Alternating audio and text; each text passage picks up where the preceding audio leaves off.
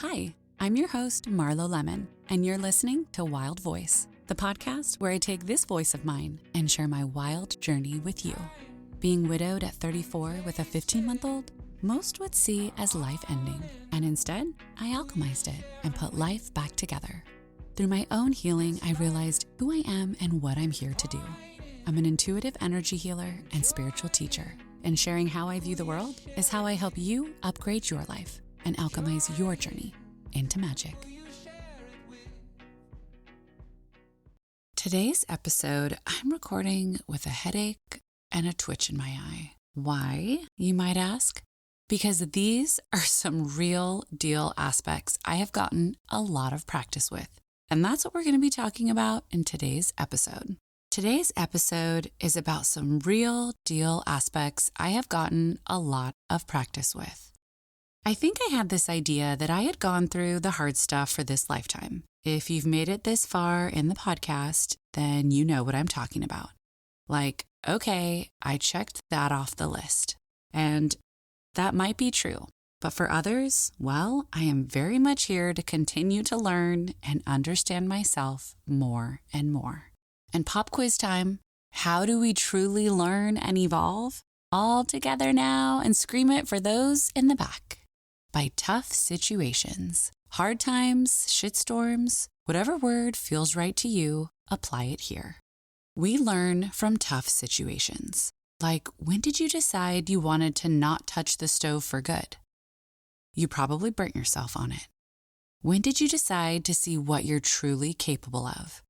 You probably were in a situation that you felt like you couldn't handle. What about that time you filled life with all the shoulds? Then when you lost someone close to you, you realized what really is worth filling your life with.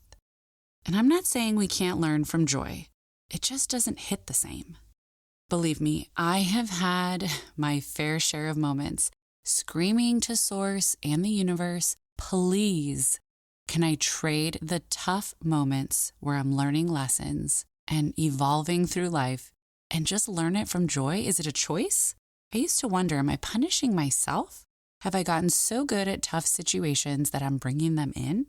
And I realized something. Yes, we can learn from joy. But in order to appreciate the joy and see it for what it is and truly be fulfilled by it and notice it, the pain points seem to have to be something we experience first. Like if darkness didn't exist, there would be no reason for light. So to my lovely topic for today's episode, what manifests an argument? You would think this sounds pretty obvious, and it might to you once you hear it, but I don't think many of us know the recipe for an argument. Now, we talk so much about manifestations, and most of the time we're thinking about, good things we want to manifest, like $1 million, a new house, maybe a new relationship, maybe that vocation and career path you've been dreaming about. Maybe success in a business venture or a product that you put out into the world, or maybe love or a partnership. But we haven't thought much about the other side of manifestations. Do you know that just how we can manifest the good, we also can be manifesting the things we don't want, but we don't really see it as that. But it's the same formula. So what manifests an argument? If you've ever been in a relationship with a human being, you probably can relate in some way, shape, or form. When I was younger, with my mom's second husband, I remember hearing arguments when I was younger, and I felt startled by them. I felt scared. I felt unsure of what was happening. I just figured it wasn't good, since it didn't feel good. I also didn't get talked to about it, so I didn't know what it meant, other than bad outcomes come from them. So when my mom met my dad now, and they were married for a bit, they now have been married for like 30 years. I remember arguments and thinking, does this mean things are done? And although they escalate like normal arguments do, even in the healthiest of relationships. So for some reason, their dynamic felt different. I don't know if it's for the reason of how they escalated or how quickly they came to a solve. They felt safer somehow. And as I've gotten older and grew up and had relationships of my own, I realized that maybe what a true fear of mine was someone being too quiet. I could see that even though stuff happened, I saw things play out well like past marriages of my mom's not working out, actually led us to the life with my dad now. That was something I was very conscious of. And for some reason, without even knowing I was doing it, I was showing myself how each moment, although tough, was actually leading us where we were meant to be. My late husband, Bob, he was quiet when it came to discussing feelings. He was the type where I would ask, "What's wrong?" I would get this feeling like something was off. And his answer was commonly, "Nothing. I'm just tired." But for the moments that he did decide to raise his voice or have a moment where he wanted to lash out, it was so seldom and out of character for him. He didn't really know what had just happened, almost like he would startle himself. Did we get into fights? For sure. Did he leave sometimes? Yep. I think one time we were living together, not too long after college, but years before we got married. He left after an argument and said he was going to sleep in his car. That didn't last long.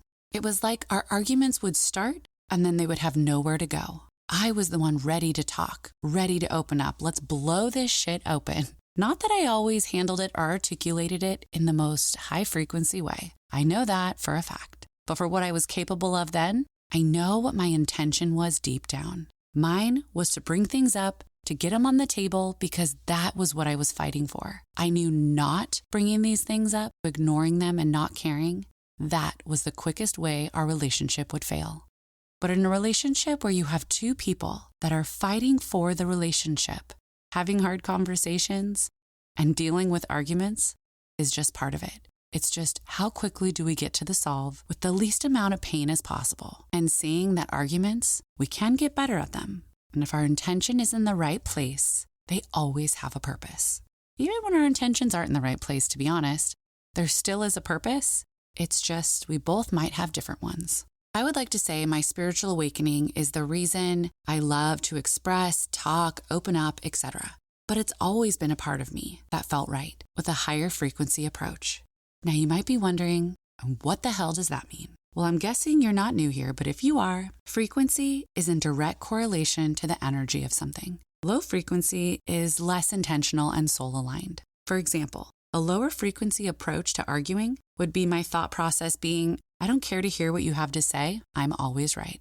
That's pretty low vibes because it actually helps no one involved, not the person saying it or the person receiving it.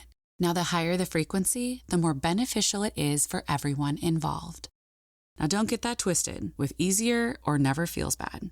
It just means the root, the intention, soul contract is that we are getting one step closer to something that is in the highest good for everyone involved. Maybe this thing needs to be uncovered for both people to continue to grow or evolve, or learn from it, or take the next step. That next step could look like a million things. But the idea is, it's getting us there in the most complete way on the most efficient route. Being spiritual and operating at a higher frequency doesn't mean we're stuffing things down or not getting what we want out of life or an experience. It means actually quite the opposite. It's knowing what we deserve and throwing everything we have into it. I've heard so many clients say, and I've said it myself, I know better. Why did I handle it that way? There's two things here. Knowing better and having enough practice with it to actually integrate it in the heat of a moment are two very different things. And sometimes we are meant to not handle something so perfectly because with what we know, how we operate, and how we alchemize tough situations, we are meant to get the piece of the puzzle so we can work our magic on it and integrate a knowing, peace, revelation, etc. to continue on this soul path. I've had to learn this a lot of different ways. Things don't show up to punish us. It's to guide us. It's to flash a light in the direction we need to look in. Some high-frequency tool that I use myself in tough moments is I'll find the peace. The answer is already here. What do I need to move through this? Reminding myself, I become more valuable with the more knowledge I take from a situation and play with the pieces. And when I get there and find a piece, then I go, this is the piece I've been looking for. I don't need to stuff it down. I just need to understand it. Not convince myself out of things or prove my point to someone else. None of that matters. The least selfish thing I can do is understand what and why I'm feeling it. That doesn't mean I haven't had moments where I've wanted to prove my point. So we are trying something new and just be patient with yourself. So before I tell you the magic equation on what manifests an argument, you're probably like, bitch, get to it already. Remember, in these episodes, there is so much healing and unraveling just as we're talking. So let me tell you what I had to work through when I went on a good year plus, not really looping in a partner when I had things I was working through or not liking or shifting. I felt like I needed to start the process with just me because I needed to really get clear on what I was working with, to limit projecting my stuff onto another person or into an argument itself. And I'd find some stuff didn't need to be talked about. It just was in my corner, which I find is so valuable. Doesn't mean things didn't come up, but really, I did this intense work for the first 2 years of our relationship. And that's a lot to feel like you're dealing with on your own. It's also like running a marathon and showing up to hang out with a friend and feeling like they don't understand why you're so tired. That's kind of how I felt. So when we moved in together, I knew some things were going to become easier. But I also knew some things were going to skyrocket in the reflections department. Now, why is that? It's because energetically, we have to have situations and people to get our reflections from. That's just how it works. So that's how our internal world communicates with us. So by the time we moved in together, I felt so overworked in the growth department, I thought maybe I would get a break for a minute. I mean, I saw everything aligning for us to move in as a reward for all the hard work I was doing on myself and my inner process. And yes, that is true. And also, yes, the reflections were fast and furious. Just a few months in, the party started. And a party I was so overwhelmed by and confused. I was confused on how I had gotten myself into this situation. I felt intentional, although triggered at times, and I did a lot of work to try and bring things up outside of heated moments. I felt like I was working so hard to present the perfect discussion and argument, I was exhausting myself before the argument even started. When it would take a hard left, I felt defeated. And then it felt like I wasn't getting met with the same efforts. Doesn't mean it's true, but that's how it felt. I felt alone in a relationship, trying so hard to present the perfect argument. So, we're going to tap in a human moment where I was having a really hard time seeing where I was doing this somewhere else and the relationship bells were just going off to get my attention elsewhere. This is how reflections work. We will get our reflection point in the area we care about most. Family is mine, so you better believe most of my reflections show up there. Because if they showed up in another area that I feel super balanced, super clear, and it's not a huge value of mine of how it turns out or doesn't, well, it's not really going to ruffle my feathers or get my attention or motivate me to get curious about it. So a lot of the times when the bells are going off in a certain area, most likely it started and has to do with something completely different. There's a handful of areas that we go to look at to see which one is it actually pointing us to. That's for another episode, but that's what that's there for. That's why we get so worried and scared and we try all the things and nothing gives. It's because that's not really what needs our attention. It's like a house falling apart and we keep going to the parts that are breaking instead of the foundation, the elements that are holding the pieces up that aren't working. And sometimes those foundational pieces have nothing to do with what we're actually worried about in that moment. So for me, if it was my relationship, doesn't mean it doesn't need curiosity and mindfulness and doing all the things. But most likely, if it feels like it's on fire, it's showing me that there's actually somewhere else that I'm feeling alone, that I'm feeling like I'm overworking myself and not getting much out of it. So in a nutshell, there were some really hard times. I kind of felt like a boxer that just kept getting back up and in the ring, but kept getting knocked down and was exhausted. So this chapter in itself could be a whole season, but I think I've teed up enough one of the few things I have figured out in a relationship over the last few years by doing this all sorts of ways. So what I have figured out and confirmed as the manifestation recipe for an argument. To kick the habit and lessen the load, we have to know what creates an argument physically and spiritually. In everything we do, there are two components. Some go hard in the paint physically with physical actions. That alone will not get us what we want. Others lean real heavy into the spiritual aspect, up in the ethers. That alone, without action, will also not get us what we want. It's the harmony of the two together. And I will say I find the mental spiritual aspect tends to be a larger percentage. But there are soul-aligned intuitive actions that can be taken that make that so powerful. I just had this thought pop into my head. For example, working so hard on my relationship, energetically, spiritually, having conversations, if we don't create an environment where we get to get the benefits of all that hard work, they just get wasted. So for example, if we make no time for quality time for one another, to do things just us, something new, a hobby, something we're learning together, then all we're doing constantly is running ourselves into the ground with the spiritual work. And it can't take off without a little bit of action. And soul-aligned intuitive action. I think a lot of the times we spin our wheels because we know that innately we feel that there's an action that needs to take place. But a lot of the times we don't know how to ask or how to figure out what that action should be. If I can get an intuitive action that takes me an hour out of my day to get me the same or further than someone that does 20 actions in their day that aren't intuitive or soul-aligned, you sure as shit know which one I'm signing up for. And I'm guessing you will too. So now that you understand that both aspects are important to really bring a manifestation to life, the physical aspect, or more of the human element, is the stuffing down until something builds and explodes. This could be ignoring an emotion and taking actions like everything is okay. The spiritual aspect is the same emotions happening over and over and over again, literally until it bursts.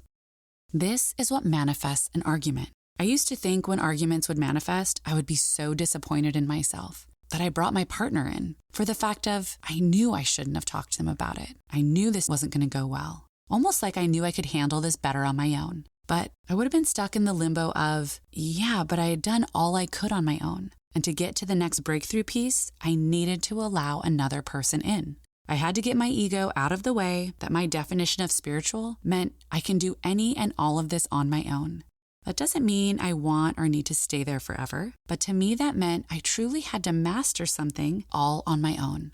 Can I tell you how exhausting that is? And besides obvious reasons, this is why. Bringing in another person is opposite of ego. We all have a soul pull very specific to us, and those are the things we are here to master. So, no matter how long they take or how tough they are, we will use every aspect of it so it's valuable for us. Therefore, no time, experience, or information is ever wasted. It's just how it works. Think of something you've wanted to master or learn, whether it was something, a sport, a hobby, something for work, something spiritually. Even if you turned over a couple rocks and let's say you learned something or you learned something that actually by doing it a certain way, you realized what not to do, you're not ever sitting there going, I wish I wouldn't have known that. You actually take it and you absorb it and you're appreciative of it because it's something you're here to master. So you see the value in all aspects of it. That doesn't mean you see the value in all aspects of everything in every area. I had to remind myself that being spiritual doesn't mean I have to master everything. I just need to master my thing. I don't have time to master certain things. They aren't my thing. Because there might be an aspect that is helpful in an area to help me evolve, but I don't need the whole thing. For instance, arguments can only happen when there is more than one person involved. Yes, I'm sure you have had arguments with yourself. I know I have, but it's different. You know what I mean. And the reason is because that person in our life, in our argument, has a different soul pull, and they are here to master different things. So our higher self will pull in another person because it knows they have a piece of our puzzle. They have a different mastery, and our higher self knows it might take us 6 months, a year, 5 years to get this piece on our own. Or it knows we draw in this other person and we get it maybe in a day instead, because we might just need one piece. So mastering it completely is the long way out. Therefore, we will draw in another person who has mastered this thing and has that piece of the puzzle for us without really being conscious of it. I didn't realize this is what we do. This is why things happen. This is why an argument might take place where you were like, I knew I shouldn't have brought this up. So ultimately, it leads us to working smarter, not harder. So I've had practice with this in the sense of when I would go into a situation that I actually would rather not. And there have been times I thought to myself, you know what? I know I should not talk to my partner about this, knowing deep down it isn't going to go well. And then there would be times something would come up, something would trigger it, and I would anyways. And it's because there is a piece my higher self knew I was going to get from that experience. It took me so much time and beating myself up for not handling something perfectly zen, or in my eyes, spiritual, until I realized what was really behind it all.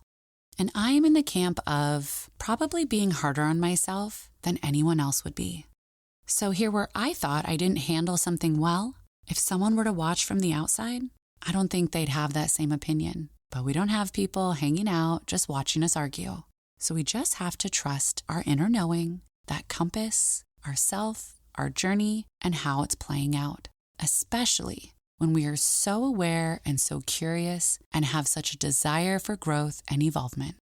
So actually, the most spiritual thing we can do is sometimes the thing that seems the most unspiritual to the naked eye. Okay, just because this episode's over, it doesn't mean our time together has to be. Check the show notes on ways for us to stay connected. And one more thing, if you found this episode helpful, I would be so excited if you chose to rate it, review it, like it, share it, or shout it from the rooftops to those you think might align with it. The more soul-aligned we are, the more beautiful, harmonious, and fulfilling this world becomes. We're in this wild ride of life together. Okay, that's all. I'm your host, Marlo Lemon, and you've been listening to Wild Voice.